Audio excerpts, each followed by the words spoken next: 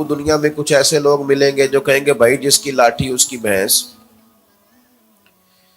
تو وہ آپ کا اس طرح کا ذہن بنا دیں گے کہ آپ کی سوچیں یہ بن جائیں گی کہ کسی طریقے سے مجھے قوت کٹھی کرنی چاہیے، وہ جائز طریقے سے معاذ اللہ ہو یا ناجائز طریقے سے، لیکن لوگ کسی بھی طریقے سے طاقتور ہونا چاہیں گے، معاذ اللہ تعالیٰ غنڈہ گردی پہ اتر آئیں گے، لیکن اپنے آپ کو پاورفل کرنا چاہیں گے۔ اس سے کیا ہوتا ہے کہ ظلم کا دروازہ کھلتا ہے، زیادتی کا دروازہ کھلتا ہے، طبیعتوں کے اندر بگاڑ پیدا ہوتا ہے۔ لیکن اگر صحبت اس شخص کی آپ کو ملے نا جس کے پاس اگرچہ ایک ٹائم کا کھانا ہے پر اس کی زبان پر ہر وقت اپنے رب کا شکر جاری ہے، تو آپ کے لہجے سے سارے شکوے دور ہو جائیں گے، طبیعت سے ساری بے قراریاں دور ہو جائیں گی، بے چینیاں دور ہو جائیں گی۔ آپ اگر ان لوگوں کی صحبتوں میں بیٹھیں گے جن لوگوں کی زبانوں پر اللہ کا ذکر جاری رہتا ہے، جن لوگوں کی زبانوں پر قرآن مجید کی تلاوت جاری رہتی، جن لوگوں کا اٹھنا بیٹھنا اللہ اور اس کے رسول کے دین کے ساتھ وابستہ ہے، تو آپ کے اندر دین کی طلب آئے، دین کا شوق آئے، مزاج اور طبیعت دین پر عمل کرنے کو چاہے گی۔ ہم نے یہ کیا ہے کہ ہم صالحین کی صحبت نہیں تلاش کرتے، دنیا داروں سے تعلقات بنانا چاہتے ہیں۔ ہماری جیبوں میں مختلف عہدے داروں کے، مختلف قسم کے طاقت رکھنے والے لوگوں کے ہماری جیبوں میں کارڈ ہوتے ہیں، اور پھر نتیجہ یہ نکلتا ہے کہ ہم یہ سمجھتے ہیں کہ میں نے چونکہ بہت سارے لوگوں کو چائے پلا لی ہے، بہت سارے لوگوں کو کھانا کھلا لیا ہے، بہت سارے لوگوں سے میری تعلقات بن گئے ہیں، تو میں ایک پاورفل آدمی ہوں۔ یقین کرنا، جسے اپنے رب کریم کے ساتھ جڑنا آتا ہے، اچھے لوگوں کی سنگت، اچھے لوگوں کی صحبت یہ اکثیر ہے۔ آپ دیکھیے نا، حضرت حنظلہ رضی اللہ تعالیٰ عنہ حضرت ابو بکر صدیق رضی اللہ تعالیٰ عنہ کو لے کر حضور کی مقدس بارگاہ میں حاضر ہوئے اور عرض گزار ہوتے ہیں کہ یا رسول اللہ صلی اللہ علیہ وسلم، کیا یہ دوغلا پن تو نہیں کہ ہم آپ کی صحبت میں ہوتے ہیں تو ہمارا دل کرتا ہے دنیا داری چھوڑ دیں، عبادت پر پختہ ہو جائیں، ہمیشہ حلال اور طیب ہی رزق ہو، ہمارا مزاج اللہ کی ہر نافرمانی سے نفرت والا بن جاتا ہے، فرما برداری کو جی چاہتا ہے، لیکن حضور یہاں سے اٹھ کے جاتے ہیں تو پھر وہی حال ہو جاتا ہے۔ اللہ کے حبیب علیہ السلام نے فرمایا اگر تمہارا وہی حال رہے نا جو میری بارگاہ میں ہوتا ہے، پھر تو مدینہ شریف کے چوکوں میں فرشتے تم سے ہاتھ ملائیں۔ صحبت اچھی اختیار کریں، ایسے شخص کے پاس بیٹھیں جس کے پاس بیٹھنے سے اللہ یاد آئے، جس کے پاس بیٹھنے سے نماز پڑھنے کو جی چاہے، جس کے پاس کچھ وقت گزارے، جس کی کوئی بات سنے تو ہمارا دل دوسروں کے لیے نرم ہو۔ اللہ کا ولی کون ہوتا ہے؟ جس کی پجاروں تگڑی ہو، بتاؤ، تصویریں زیادہ آتی ہوں،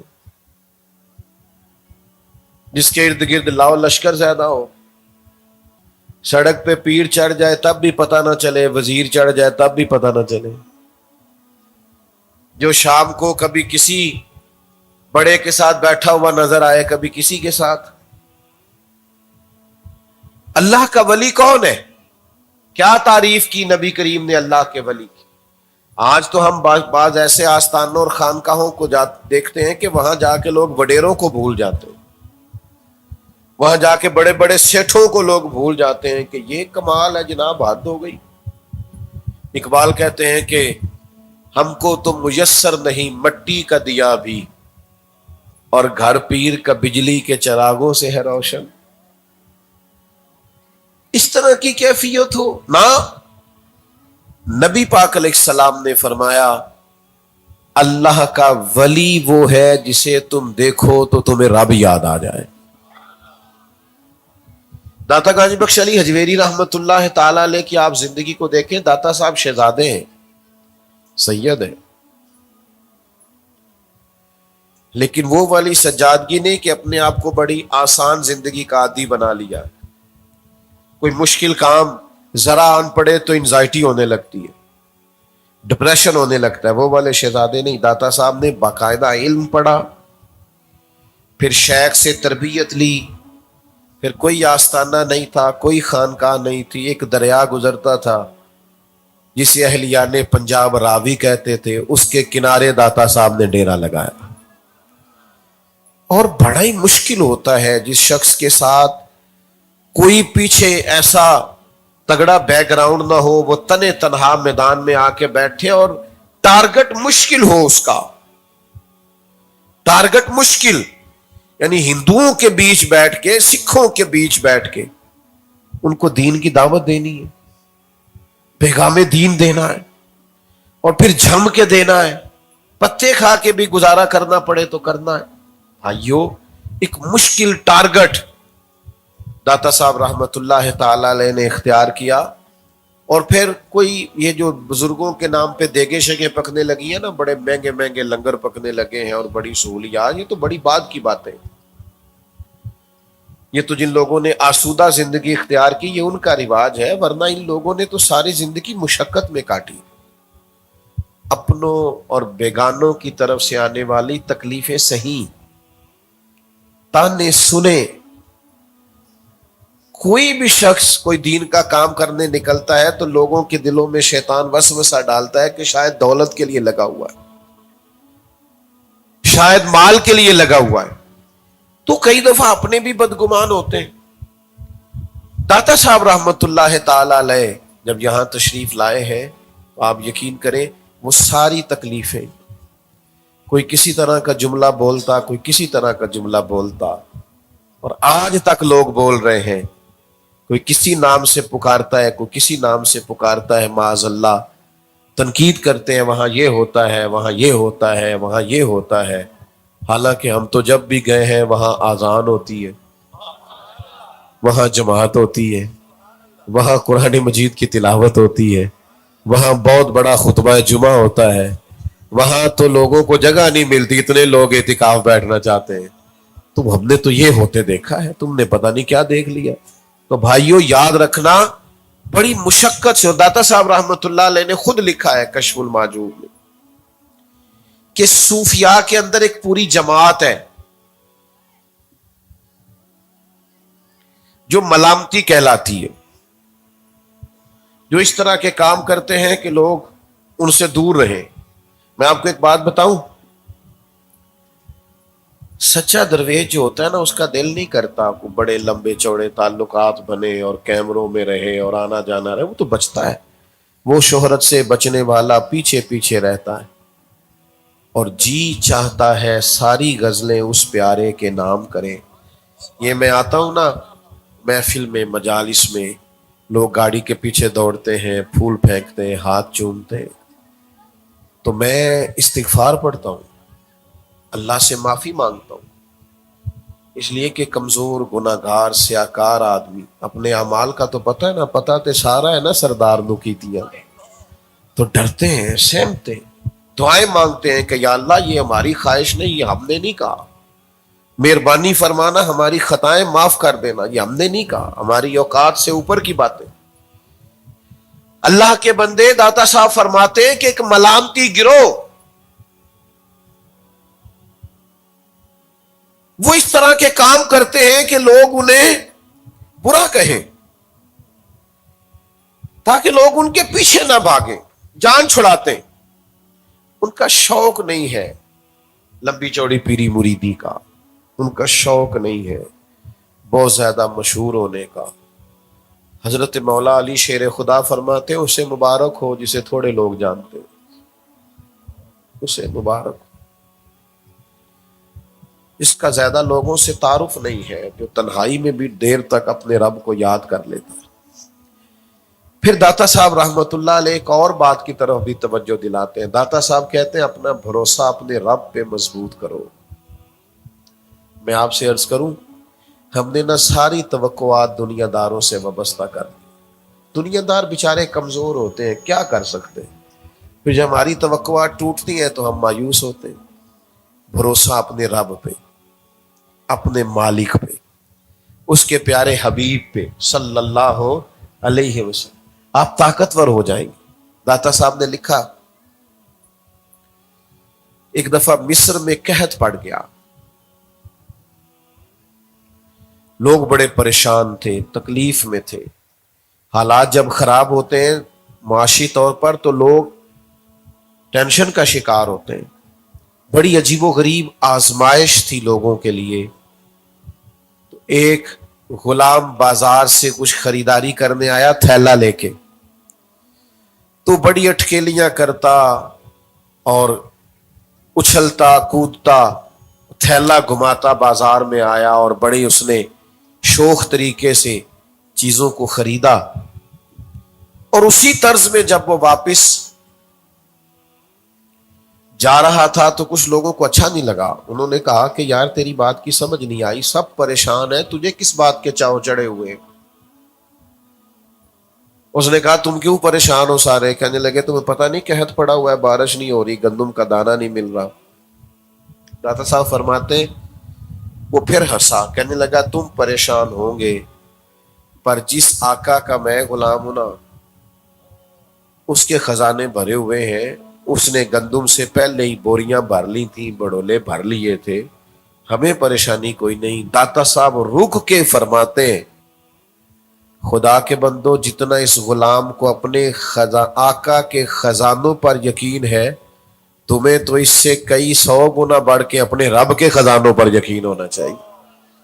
تو جسے یقین ہو کہ اس کے رب کے خزانے بھرے ہوئے، وہ کبھی ڈپریشن میں جائے گا، انزائٹی پیشنٹ ہوگا، مایوس زندگی گزارے گا، تڑپا کرے گا، تھوڑے حالات اوپر نیچے ہو جائیں تو پریشان ہو جائے گا۔ ایسا ہو سکتا صحیح ہے؟ تو داتا صاحب کہتے ہیں کہ اپنا توکل اپنے رب پر مضبوط کرو، اپنے رشتے اپنے مالک سے مضبوطی سے جوڑو، اپنے کریم رب کی طرف متوجہ رہو۔ اور تمام صوفیاء کا یہی پیغام کہ اپنا رشتہ اپنے مالک کے ساتھ مضبوط کریں اور طاقتور بنیادوں پر استوار کریں۔ آپ یقین کریں اللہ والوں کی سنگتوں میں جب لوگ بیٹھتے تھے نا تو ان کی ذہن سازی ہوتی تھی۔ انسان کا ذہن سنور جائے نا، سوچیں بدل جائیں، تو اس کی ساری زندگی بدل جاتی۔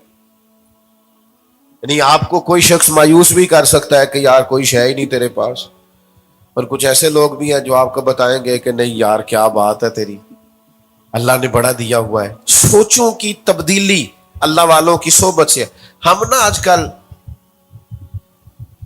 صالحین کی صحبت سے دور ہیں، جن کا اللہ پہ بھروسہ ہے ان کی صحبت سے دور ہے۔ ہم ایسے لوگوں کے پاس بیٹھتے ہیں جو ہمیں ایسی خبریں سناتے ہیں جس سے بے یقینی بڑھتی، پریشانی بڑھتی۔ میرے پاس ایک دوست آئے تو مجھے کہنے لگے کہ ان کا دل تھا کہ میں کچھ دیر ان سے گپ شپ کروں، اور میں مسافر آدمی ہوں، مجھے روز کہیں نہ کہیں جانا پڑتا ہے، آج مجھے 6 جگہ پہ حاضر ہونا ہے۔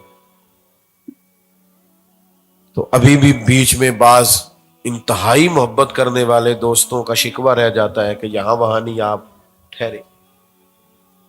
تو سفر کرنا ہوتا ہے، میرے پاس ٹائم نہیں تھا، میں چاہ رہا تھا کہ وہ رخصت ہو جائیں۔ تو مجھے کہنے لگے حالات آج کل کیسے ہیں پاکستان کے؟ میں نے کہا بالکل ٹھیک ہے۔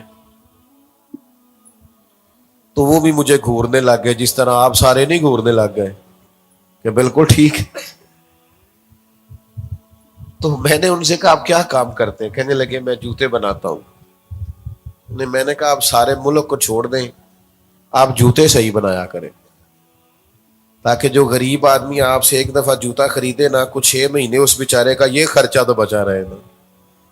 آپ اہلیان پاکستان کے لیے جو آپ کرتے ہیں وہ تو صحیح کر کے کریں۔ ہم کیا کرتے ہیں؟ سارا ملک ٹھیک کرتے ہیں، بھی خود تو ٹھیک ہو جاؤ تھوڑی دیر کے لیے۔ یہ جو گاڑی سے آپ کھانا کھا کے اس کا شاپر اور ریپر باہر پھینکتے ہیں، یہ حکومت نے کہا باہر پھینک دو، اس کو شاپر میں بھی رکھا جا سکتا ہے، کوڑا دان میں بھی ڈالا۔ اتنا تو کام خود کر سکتے ہیں کہ یہ جو آپ غلط کراس لیتے ہیں روڈ پہ، تو یہ حکومت نے آپ سے کہا ہے، یہ سیاستدانوں کی غلطی ہے۔ یہ تو خود بخود کر سکتے ہیں کہ نہیں، کچھ چیزیں قصدن بھی. اور یہی آدمی جب بیرون ملک جاتا ہے تو ساری قانون کی پابندی کرتا ہے. تو کہیں تو بھائی ہمیں خود بھی سمجھنا ہے. تو اچھے لوگوں کے پاس جب آپ بیٹھیں گے تو وہ آپ کی ذہن سازی کریں گے. آپ یہ ذرا حدیث دیکھیے بخاری شریف میں، حضرت عمر رضی اللہ تعالیٰ عنہ فرماتے ہیں میں نبی کریم علیہ السلام کی بارگاہ میں زیارت کی غرض سے حاضر ہوا. موٹے بان کی چارپائی پہ حضور آرام فرما تھے تو نبی کریم اٹھے تو میری نظر گئی تو حضور کی پشت مبارک پر موٹے موٹے بان کی چارپائی کے نشان تھے کہ ہم نے اپنے بزرگوں کو دیکھا ہے. منجدی منجی دے جڑے وڈیرے سوندے سن نا سویرے نشان ہوتے تھے کہ نہیں ہوتے تھے؟ چلو شہر والے نہ بولو، پینڈو پینڈو بولو میرے ورگے اندے سن نا جی نشان. چلو کچھ لوگ ہیں جو مان گئے کہ ہم دیہاتی ہیں. تو حضرت عمر کہتے ہیں میں حاضر بارگاہ ہوا تو میں نے وہ نشانات دیکھے. اب یہ ذہن دیکھیے، جناب عمر ایک ذہن پیش کرتے ہیں. حضرت عمر ایک سوچ بیان کرتے ہیں، عرض کرتے ہیں یا رسول اللہ صلی اللہ علیہ وسلم کیسر و کسرا اللہ کے دین کے دشمن اتنی آسان اور آسودہ زندگی گزاریں، مخملوں پہ آرام کریں، اور آپ اللہ کے حبیب ہو کے اس طرح.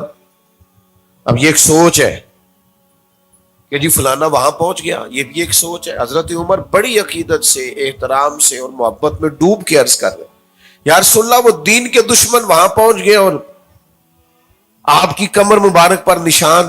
تو اس کے جواب میں جو نبی پاک نے سوچ دی ذرا اس کی گہرائی تک بھی جائیے گا.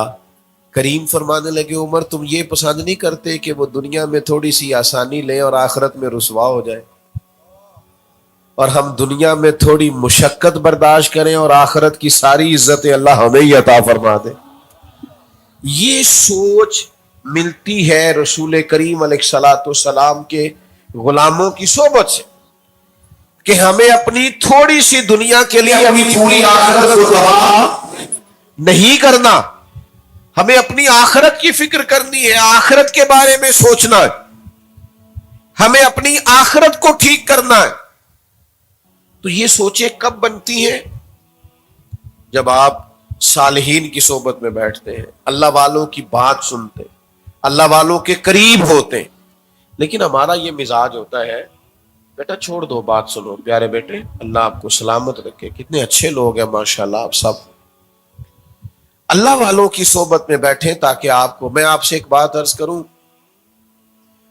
کبھی کبھی نا سارے کام آن دی ریکارڈ نہیں کرنے چاہیے، کچھ آف دی ریکارڈ بھی کرنے چاہیے. کبھی کبھی نہ چپکے سے جا کے کسی ذکر کی محفل میں بیٹھے، یہاں رب کو یاد کر کیا جا رہا ہو، یہاں کیمرے بند ہو، یہاں کچھ لوگ تسبیح پڑھ رہے ہوں، کچھ اللہ کا ذکر کر رہے ہوں، کچھ درود پاک پڑھ رہے ہیں. یہ کبھی آپ ذرا اترے نا اس حدیث کی گہرائی میں. حضور فرماتے ہیں اللہ کے فرشتے زمین پہ گھومتے ہیں اور وہ محفلیں ڈھونڈتے ہیں جہاں اللہ کا ذکر کیا جا رہا ہو. اور فرمایا پھر وہ واپس جا کے بارگاہ رب العزت میں عرض بھی کرتے ہیں مالک ہم ہو کے آئے ہیں، تیرے بندے تیری یاد کر رہے تھے. تو رب کہتا کیا مانگتے تھے؟